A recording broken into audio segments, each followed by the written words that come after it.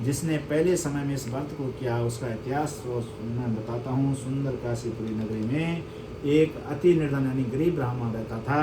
वह भूख और प्यास से बेचैन हुआ नित्य पृथ्वी पर भ्रमण करता था, भिक्षा के लिए घूमता था। और जब ब्राह्मण को भगवान ने दुखी देखा तो भगवान ने क्या किया, ब्राह्मण को दुखी देकर भगवान ने वृद्ध ब्राह्मण का रूप बना करके उस ब्राह्मण देवता के पास जाकर के पूछा कि हे विप्रदेव, नित्य दुखी हुआ तुम पृथ्वी पर क्यों घूमते हो, क्या कष्ट है आपको? हे श्रेष्ठ ब्राह्मण, यह सब मुझसे कहो, मैं सुनना चाहता हूँ। तो ब्राह्मण बोला कि हे प्रभु, मैं बहुत ही निर्धन ब्राह्मण हूँ, भिक्षा के लिए मैं पृथ्वी पर फिरता हूँ। हे भगवान, यदि आप इस दुख का कोई उपाय जानते हो तो कृपा कर कहो। तो वृद्ध ब्राह्मण बोला कि हे भाई, सत्यनारायण भगवान मनचा फल देने वाले हैं, इसलिए तुम उनका व्रत करो, पूजन करो। इसके करने से मनुष्य के सारे दुख जो है से मुक्त हो जाता है और सुख संपत्ति घर में आती है। तो ब्राह्मण को इस व्रत का सारा विधान बतलाकर बूढ़े ब्राह्मण का रूप धारण करने वाले कौन? सत्यनारायण भगवान वहाँ से क्या हो गए? अंतर ध्यान हो गए। अब जिस व्रत को वृद्ध ब्राह्मण ने बतलाया मैं उसी को करूँगा, यह निश्चय करके उस ब्राह्मण को आज सारी रात नींद नहीं आई। वह सवेरे उठा और सत्यनारायण भगवान का निश्चय कर भिक्षा के लिए चल पड़ा। उस दिन ब्राह्मण को भिक्षा में बहुत सा धन मिला। उसने अपने भाई बंधुओं के साथ क्या किया? भगवान सत्यनारायण का व्रत किया और उस व्रत के प्रभाव से वह सब दुखों से छूटकर अनेक प्रकार की संपत्तियों से युक्त हुआ। और उस समय से तो वह ब्राह्मण प्रतिमास यानी हर महीना जो व्रत करता रहा। इस तरह सत्यनारायण भगवान के व्रत को करके वह ब्राह्मण सब पापों से छूटकर और अंत में मोक्ष की प्राप्ति हुई। आगे भी पृथ्वी पर सत्यनारायण भगवान के व्रत को जो करेगा वह मनुष्य सब पापों से छूट जाएगा। इस तरह नारद मुनि से नारायण का कहा हुआ व्रत मैंने तुमसे कहा है। हे विप्रों, और क्या कहूँ? ऋषि लोग बोले, हे मुनीश्वर, संसार में उस ब्राह्मण से सुनकर के किस किसने इस व्रत को आगे किया है, यह हम सब सुनना चाहते हैं। इसके लिए हमारे मन में बड़ी श्रद्धा उत्पन्न हो रही है। तो सूर्य जी बोले, हे मुनियों, जिसने इस व्रत को किया हुआ सब समय एक समय किया हुआ कि वही ब्राह्मण धन और ऐश्वर्य के अनुसार भाई बंधुओं के साथ व्रत करने के लिए उद्यत तैयार हुआ।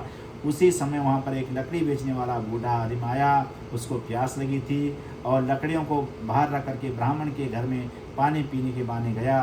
और प्यास से दुखी लकड़हारे ने ब्राह्मण को व्रत करते हुए देखा तो अब प्यास तो भूल गया, लेकिन ब्राह्मण को नमस्कार कर बोला कि महाराज, यह आप क्या कर रहे हैं? इसके करने से क्या फल मिलता है, क्या लाभ मिलता है, मुझसे कहो, मैं सुनना चाहता हूँ। तो ब्राह्मण बोला कि भाई, ये सब मनोकामनाओं को पूरा करने वाला परम पिता परमात्मा का यानी भगवान सत्यनारायण का व्रत है। आज इन्हीं की कृपा से मेरे यहाँ जो है धन धान्य आदि की वृद्धि हुई है।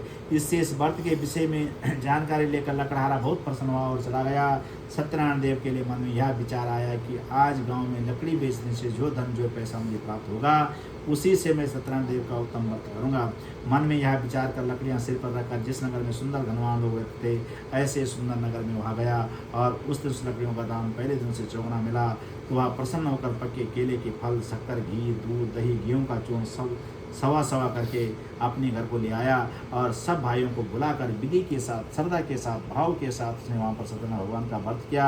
उसके प्रभाव से लकड़हारा धन पुत्र से युक्त हुआ और संसार में सुख भोगकर अंत में जो है वैकुंठों को चला गया। बोल श्री सत्यनारायण भगवान की, सांचे दरबार की।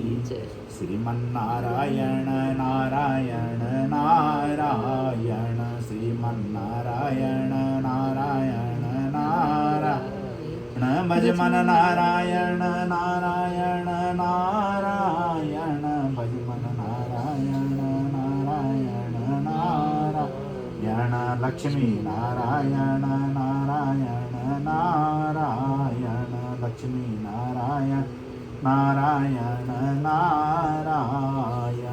लक्ष्मीनारायण भगवान की, श्री सत्यनारायण।